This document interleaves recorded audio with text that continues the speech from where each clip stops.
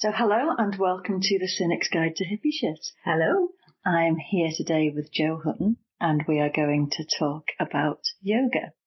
So most people will have some idea what yoga is, but possibly some misconceptions. Mm-hmm. So what would you say that yoga actually is? Well, that is the $1 million question because it really depends on who you ask. Mm-hmm. So this is something that I've tried to answer lots of times because people say, what is yoga? And whenever you try and answer it, I find that the answer is it depends who you ask because the word yoga can be used in lots of different ways.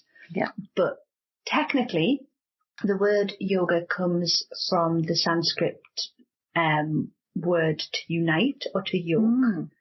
And you might not have heard the word yoke before because it's not yolk like an egg.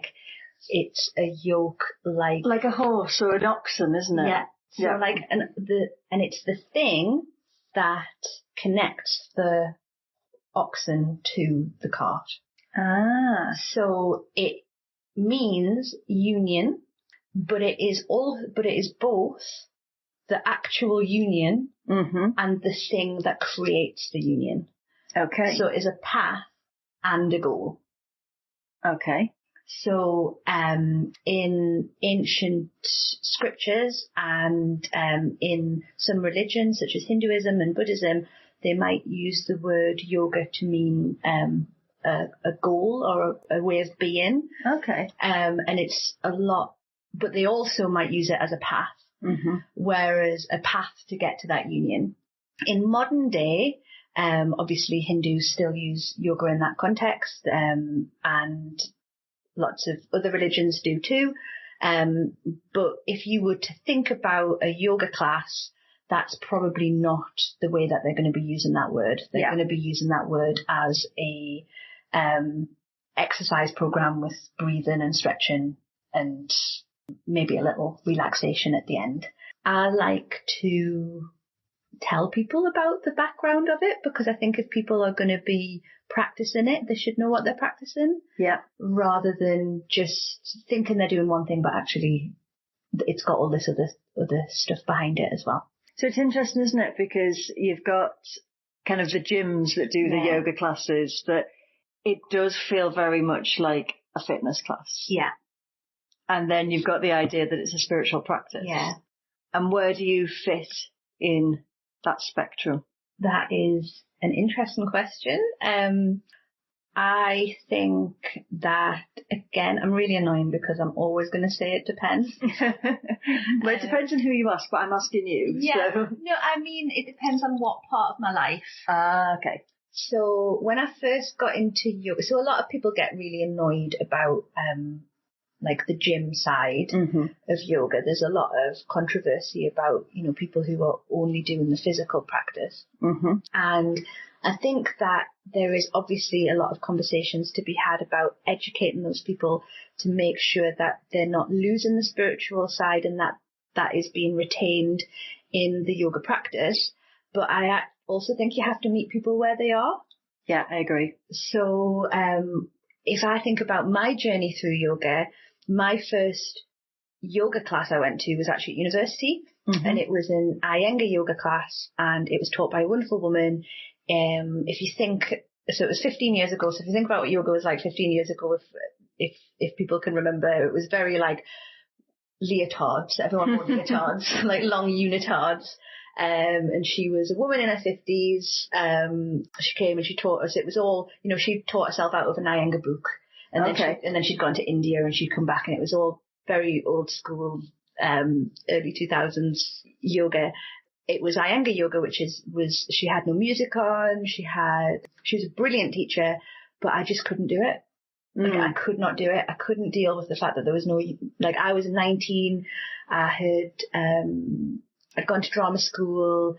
At that point in my life, I was 19. I loved techno music. I loved the techno scene. I loved drink. I was at drama school, so it was quite hedonistic. I didn't really know myself very well.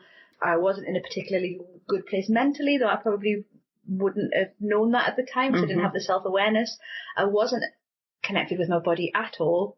And I went to this yoga class and it was really overwhelming and quite confronting for us. And I found that too much. Yeah. And then I went to a body balance class at my local gym and I loved it. Because there's little bits of yoga in there, isn't there? So there's yoga, tai chi, I can't remember, it's been such a long time, but it's, but that's like, all exercise. So they have relaxation in it as well, but they have none of the, like, they almost pride themselves on taking all the spirituality out of it, which is obviously an issue in itself. But for me at that point, that's what I needed. Yes. Because I didn't need the Omen and because I just wasn't at that place to receive it. Mm-hmm. But then I kind of used it. It was like my gateway drug. I loved, and by the end of the 4 years, because I was doing a 4-year course at university and they made us do yoga every day as part of the course. Oh, they made you do it? Yeah, they made me do it. Oh, I would never have done it. I was forced to do it. Wow. So I was forced to do it because I was doing a drama course and they were like, you as if you're going to have a lifestyle that is of an actor or a performer, you're going to have to look after your body, you're going to have to look after yourself. It was a very holistic course. Oh, wow. And they made us we did loads of crazy things. We did like something called authentic movement. We did things like authentic voice where you just screamed. It was great. It was really great. But they made you do yoga. Yoga was like the main, it was called your movement practice. And it had to be Iyengar? It was, no. We had, I think it was Iyengar just simply because one of the teachers went to her. Okay. So it was just a complete coincidence that I ended up being Iyengar. But during that time, we got taught, I can't even remember the name of the Drew Yoga. Oh, yes. So Drew Yoga, the one where they wear white, Kundalini. We did lots of different types of yoga. So, but it was just, it was quite often because being a yoga teacher, quite a lot of performers are yoga teachers as well because it's quite a good job to have alongside. Yeah, that makes sense. So quite often the alumni would come and teach us yoga, or if we'd get yoga classes. So, but we had to do yoga. So by the end of the 4 years, I was completely in love with yoga. I was completely in love with it. It transformed my life. It transformed me. I couldn't imagine doing anything else. I did not want to step on a stage ever again. I hated drama. I discovered that I don't like staying up late. I don't like schmoozing, but I loved yoga. And now I think the spiritual side of it is way more important. So now I think reading the Bhagavad Gita, I think reading the Yoga Sutras, I think all of those things that there's just no way that I would have been able to engage with. Yeah. I wouldn't have been at that part at all. And now that's my favourite bit. So I think the asana for me, sorry for people listening who might not know about yoga, the asana means yoga postures, and that's probably the least interesting part of a yoga practice for me now. Interesting. But if people signed up to your class and you didn't do that bit and you did the other aspects, they would be confused. Well, they'd be confused and they'd be like, can I have my money back? Because I thought I was going to stretch out my hamstrings. And I think that's why it's important to meet people where they are. Yeah. And that's why I think there is definitely a conversation to be had about cultural appropriation, but that's not my conversation. Like, as a white woman, that's not my play. I think I need to be, I need to listen to that part of the conversation. Yeah. But that's not my place to, I'll defer to other people to talk about that. But I think that we do need to meet people where they are, because I think that people come to yoga because they're in pain on some level. So I think whether they're saying, I've got tight hamstrings, well, you've got a pain in your leg, or they say I've got, or people just knowing that there's something a bit more. Yeah. So I always say people come for the hamstrings but stay for the spirituality. I think people, and actually I don't think you can know who's going to be interested and who's not. So I think that quite often I have a lot of men in my classes, and I find that they are very receptive to that side.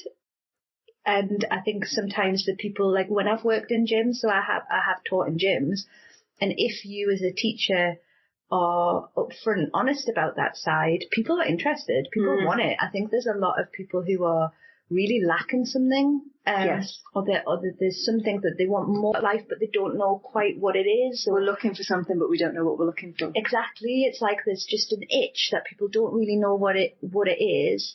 And I think there's a real curiosity. Yeah. And I think yoga's a really nice place to find that, because it's it's a format that is recognizable for people, so it's not too intimidating. Like everyone, we've done PE our whole lives. Obviously this, for a lot of people, this puts people off. I know, I know that I get like flashbacks to PE when I think about PE, but it is a format that we recognize, so it's not like, it feels a little less scary than maybe possibly going to a temple or going to somewhere that's a bit alien to people.